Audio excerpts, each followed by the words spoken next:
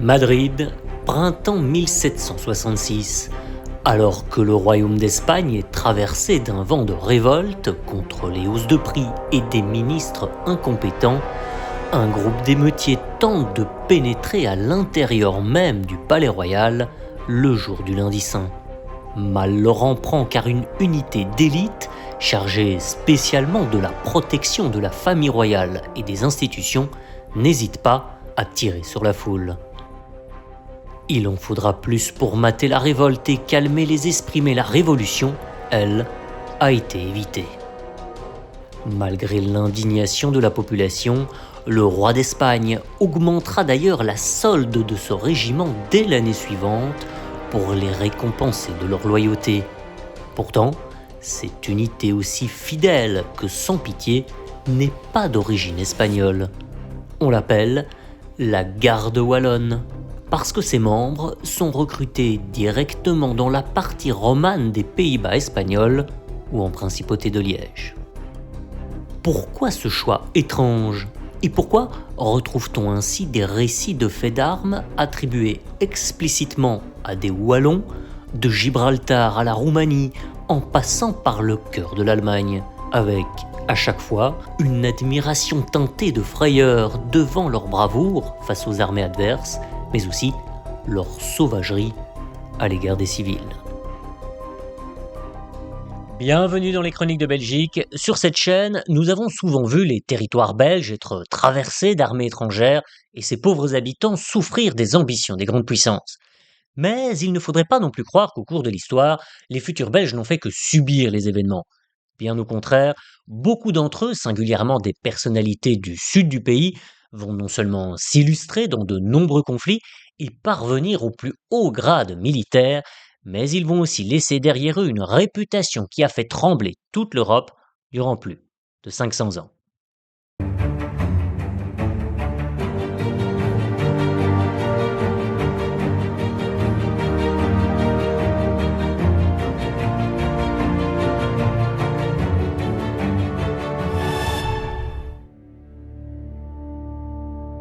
La guerre a ceci de terrible qu'elle est un feu qui s'alimente lui-même.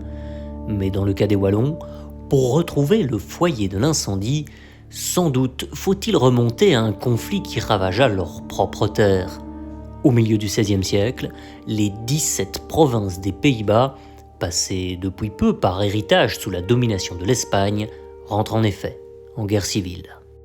Et après 10 ans de lutte acharnée, les rebelles protestants du Nord semblent bien sur le point de bouter les armées du plus puissant empire de leur temps, hors de la totalité des Pays-Bas.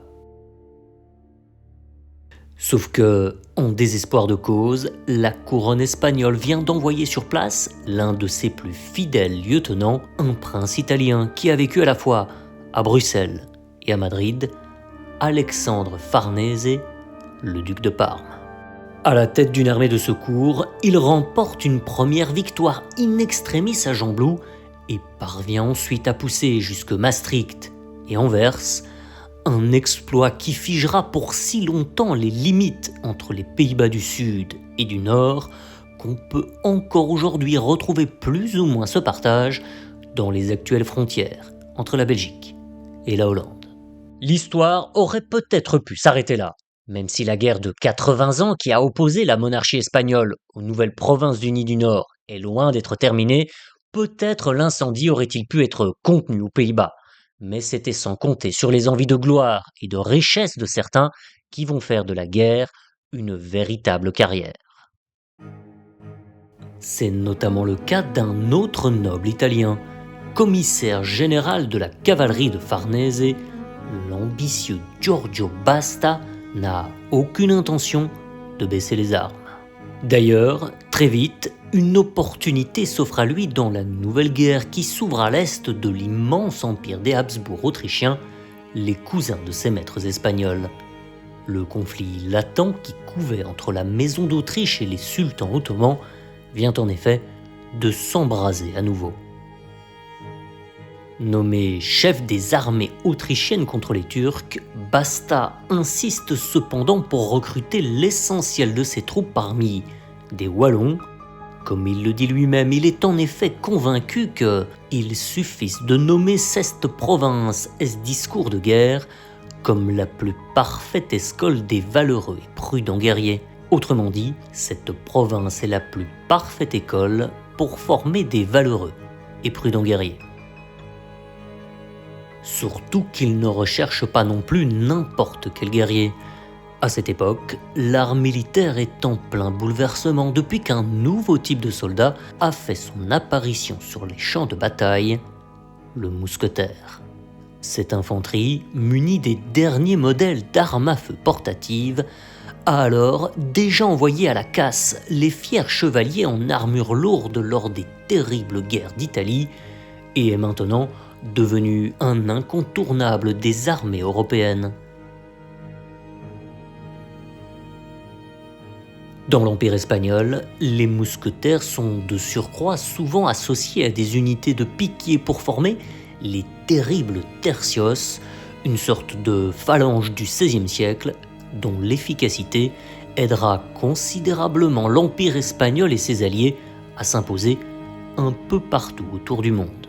Or, cet atout décisif, on vient souvent le chercher en Belgique. C'est en tout cas l'avis d'un autre général de renom, un allié de Basta qui deviendra même plus tard souverain des Pays-Bas, l'archiduc Albert, qui affirme alors à qui veut l'entendre à propos des Wallons, cette nation manie le mousquet mieux que tout autre. Et les événements vont vite lui donner raison. Envoyé à l'est, Giorgio Basta et son armée de mercenaires reprennent d'abord facilement la ville de Papa, à l'ouest de l'actuelle Hongrie.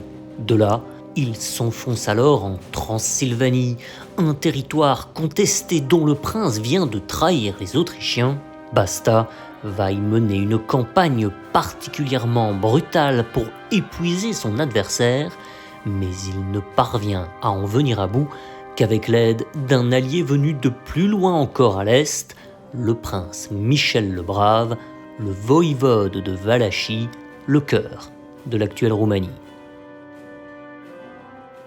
Celui-ci s'est alors déjà rendu célèbre pour avoir fait exécuter les créanciers turcs qui ruinaient son pays et s'être ensuite émancipé de la domination ottomane, les armes à la main.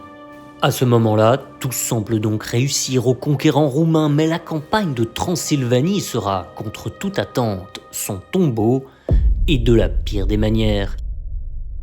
Car après s'être allié aux Autrichiens et avoir vaincu avec eux les Hongrois, les cendres de la bataille décisive à peine éteintes, 2 compagnies de mercenaires wallons de Basta sont chargées de l'enlever et finissent par tout simplement l'assassiner, sans doute par peur de son nouveau pouvoir dans la région.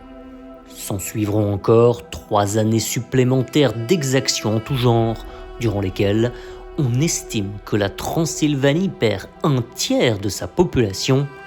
Rappelé par l'empereur en 1604, Basta, mais aussi ses redoutables mercenaires wallons, laissent pour des siècles une réputation de cruauté et de fourberie dans toute l'Europe de l'Est.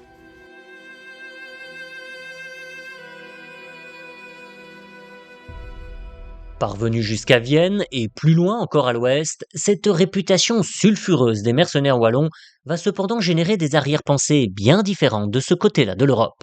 Et lorsqu'une dizaine d'années plus tard, un conflit d'un nouveau genre qui s'annonce sans pitié éclate en plein cœur de l'Allemagne, c'est en Belgique que les princes catholiques vont aller chercher leurs plus implacables serviteurs.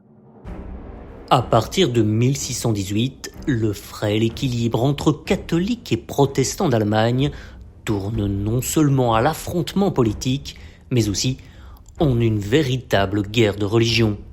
Une guerre dans laquelle tous les coups seront permis.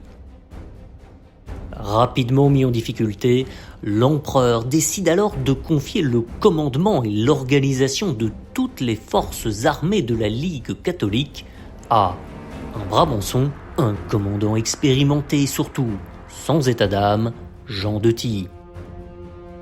Né dans le village du même nom, dans l'actuel Brabant wallon, ce rusé tacticien déjà responsable de l'enrôlement des Wallons et des Flamands pour d'autres campagnes, monte cette fois sa propre armée, accompagné d'un autre expert militaire de sa région, le comte de Bucquoy, originaire d'Arras.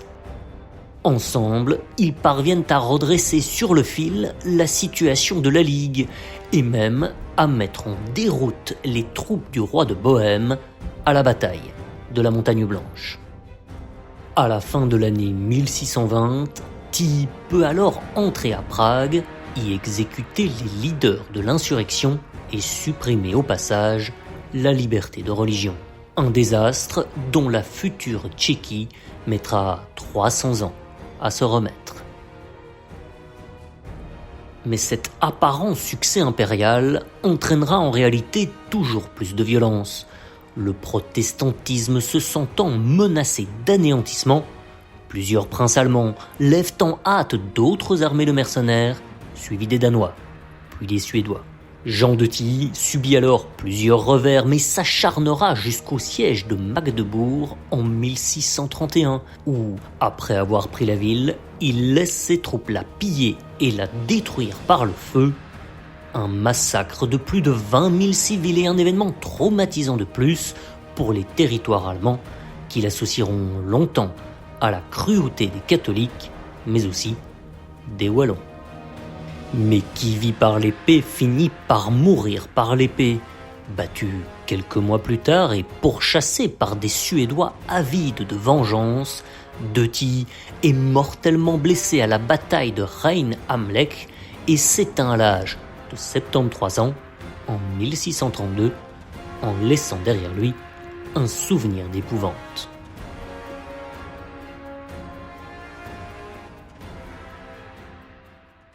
Bien sûr, dans tous ces épisodes dramatiques, il n'y avait pas que des mercenaires wallons, et les compagnies de mercenaires allemands, italiens, espagnols ou autres ne sont pas en reste. D'ailleurs, de nombreux Flamands sont aussi recrutés à l'époque, mais peut-être parce que beaucoup d'entre eux sont issus des Flandres de langue romane, les futures Flandres françaises, c'est surtout le nom de Wallon qui va s'imposer dans les mémoires. Et ceux-ci seront d'ailleurs petit à petit recrutés par tous les camps. Dès la guerre de 80 ans, un régiment entièrement composé de Wallons, mené par le Hainautier Daniel de Hertin, combat en effet aux côtés des républicains protestants. Le royaume de France parvint lui aussi un temps à attirer des Wallons dans ses rangs, issus particulièrement du Tournaisis et de la principauté de Liège, et lorsqu'à la fin du XVIIe siècle, sous le règne du grand Louis XIV, on réforme en profondeur l'armée et que l'on choisit une nouvelle épée réglementaire pour l'ensemble des troupes, on l'appelle officiellement épée wallonne en souvenir des combattants qui l'intégrèrent en premier à l'arsenal français, même si ces secrets de fabrication ne proviennent pas, à l'origine, de nos régions. Mais c'est bien côté espagnol que le recrutement de Wallons sera le plus durable et le plus massif, à tel point qu'au milieu du XVIIe siècle, un premier ministre du royaume, Gaspard de Guzman, n'hésitera pas à écrire que la sécurité du royaume dépend entièrement de la présence de ces redoutables Wallones. Et lorsque 2 siècles plus tard, l'Espagne entre en résistance contre les armées napoléoniennes qui occupent son territoire, c'est encore un régiment de Wallons qui forme le dernier carré lors du carnage de la bataille de Burgos en 1808, une détermination saluée par le maréchal français, pourtant victorieux, qui ira remettre en personne son épée à leur commandant blessé. Du XVe au XIXe siècle, aux 4 coins de l'Europe, le nom de Wallon sera resté synonyme de soldat loyal et efficace, mais aussi de mercenaires sans pitié. Les derniers représentants de cette tradition guerrière sont encore présents lors de la chute du royaume des 2 Siciles en 1860 face aux chemises rouges du légendaire révolutionnaire italien Giuseppe Garibaldi. Là, parmi les officiers défaits, on retrouve encore des descendants des grandes familles qui ont fourni tant de commandants de valeur à l'Empire espagnol et ses dépendances durant des siècles. Et alors que le dernier d'entre eux meurt au combat dans le siège de Gaète, un épisode qui ouvre la voie à la proclamation du royaume d'Italie, cela fait déjà une trentaine d'années que les Wallons et les Flamands se sont de leur côté constitué leur propre armée nationale au service du tout jeune royaume de Belgique.